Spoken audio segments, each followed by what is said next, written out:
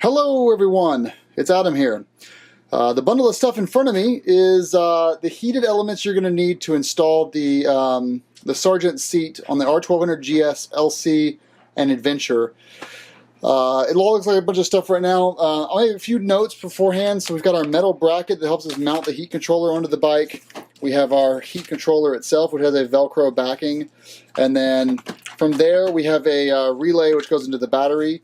And then they come with nice instructions, some zip ties. They also gave this little wire tapping apparatus. I don't like this very much, so I went out and spent $9 on the PosiTap Tap It, which is a little bit more of a nice way to do that. I'm going to show you what wire to tap on your bike for this to work. We're trying to find a switched line, which works with the, I'm going to use the a switched line underneath the driver's seat. So let's get started, and away we go. Step one is actually pretty simple. We have the driver's seat removed, and then the T25 right here to remove the battery side panel. The negative is up front. The positive is a positive kind of lead you can use access here.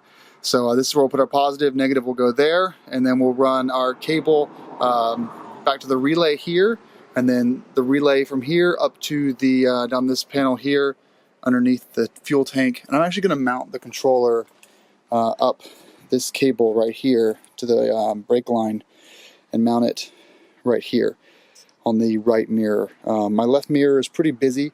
I've got my iPhone right there, plus I have my GoPro remote mount, so I'm going to keep that as is, and then put the other thing on the right side here. I have a pretty non-standard configuration, so if you look at my install review video for the double take mirrors that I have here, I discuss how to remove the OEM mirrors. Just follow that video if you need help, but I've had this mounted here and I torqued this right down so I can still access the start stop button, but more importantly, mode and heat. Heat controller is now installed, and we're going to use these little clips here that were supplied to put onto the back of the plate in order to bring this cable and manage it in this direction. From there, I'm going to actually bring the cable around behind here and run it down this existing line right here. And this existing line is the brake line, as well as some of the electronics that are needed. I've got ample room inside of these clips, and I'll throw an extra zip tie on there to get that down and underneath the fuel tank. So now this wire is coming down here. It's going to have plenty of slack for us to manage this to the existing lines. And then we've got it running down through here where my clear water lines go. So it'll be managed back there eventually. Then from there we've got the SAE from it going into this controller here. This white controller right here, this goes into the actual seat. So now all we need to do is we need to find a place to tap this red line into this, the switched line. And according to my notes, we'll be able to tap into this line right here that is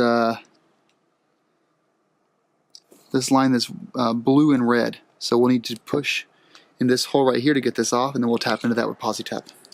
So for PosiTap, all we're going to do is we've got this off right here. If you look underneath, we've got a blue and a red line. That's a switched line. So we're going to do this. This is going to get tapped into the line, and then the other side is where we'll put our red line after that's been cut back a little bit and twisted up. I decided to cut the zip tie around here in order to get a good hold on it.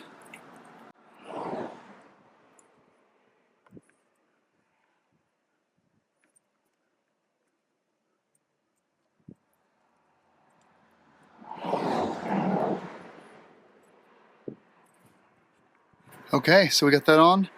Now we're going to get a little bit of this wire peeled back here.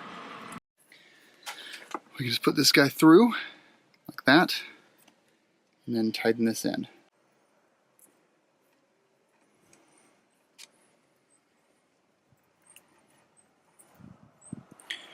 Now we're not going to do the cable management yet. I'm going to go ahead and get these the positive and negative leads into the battery down here, and then once we confirm the heated seat lights up at least, or the controller lights up, then we'll proceed with cable management. Okay, it's over at the battery.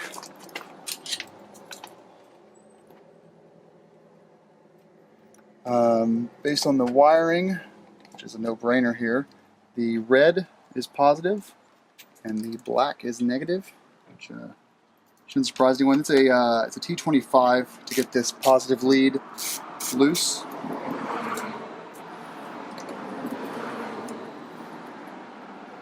And again, all we're trying to do here is just verify that we have everything working before we cable manage. I've made the mistake in the past of getting it all nice and neat and then realizing that I've screwed up. Alright, not tightened down or anything, but just a simple initial go.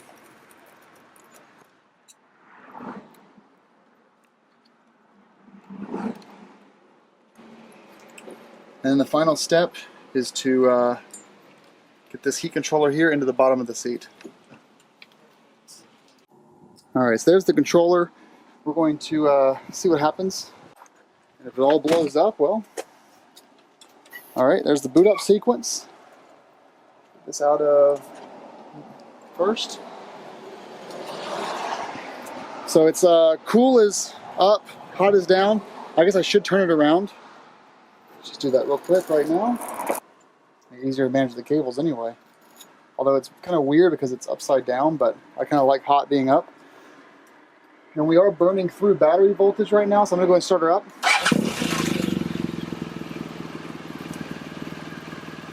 Let's verify. It's right now, this is the boost mode. This is where it's getting really hot really fast, and then it'll end up settling back at this once it's heated up. We're going to give this a second, make sure the seat actually gets hot before we wrap things up. Well, the bike's getting sufficiently hot now, or the seat is.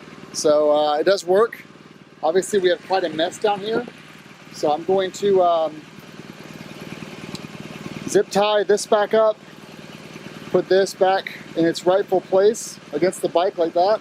And then we're going to run the cable nicely on the along the frame and get everything nice and organized, and then we'll put the seat back on and we will be done.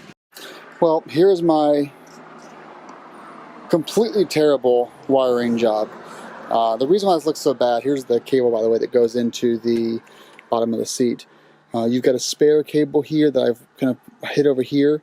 This one, if you pull it off, will also power the passenger seat. So if you've got the Sargent passenger seat, you continue by pulling the rubber piece off that and hook it up to the passenger seat, which will run, I'd probably say run it under here, underneath the plate there. I'm going to get a PDM 60 very soon, by the end of the summer, in which case I'll take all the wires off the bike and completely start over. I'll probably strip the bike down, remove the tank, remove all the luggage, remove the seat, brackets, all that stuff, and get this thing down to just bare subframe, and then rewire it properly. Since everything on the bike will pretty much be permanent at that point. So last step is going to be putting the seat back on, but before that, you're going to want to make sure you wire this up to the other one. Here's a click.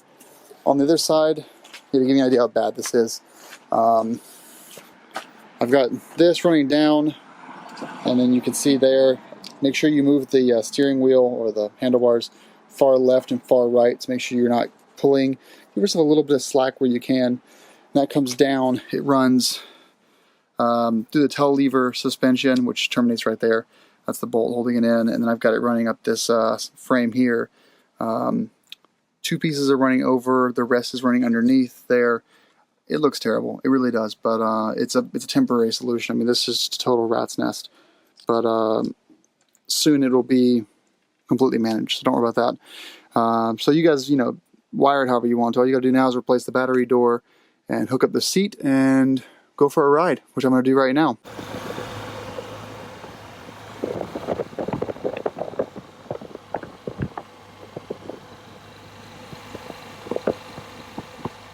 About 5 minutes of riding, it finally starts to actually feel like it's hotter than my actual body heat. The heat starts about right here, and it moves to about there. So it's the front and back hinge uncovered, and the heat stops about here. So it's basically this outline here, so it's dead center basically. It's getting to get a little too hot. but not too hot yet. I'm the kind of person though that keeps my heated seat on in my Golf R all summer. So New Hampshire doesn't get above 75, but so you know I keep the heated seat on for my lower back all summer. So this I'll probably keep on all the time, except when I'm off-roading. Not only because I get hot when I'm off-roading, but also because I'm always stopping and starting the bike, and I don't want to draw the engine too much. So to turn it off, you just hold down this button here. Change the LED intensity brightness, you hold both buttons. You'll see it's on the lowest setting. This is the highest setting. The highest setting is really distracting. So lowest setting is more like it, like that. Well, thanks for watching, and this has been my install of the Sargent heated seat on the GS.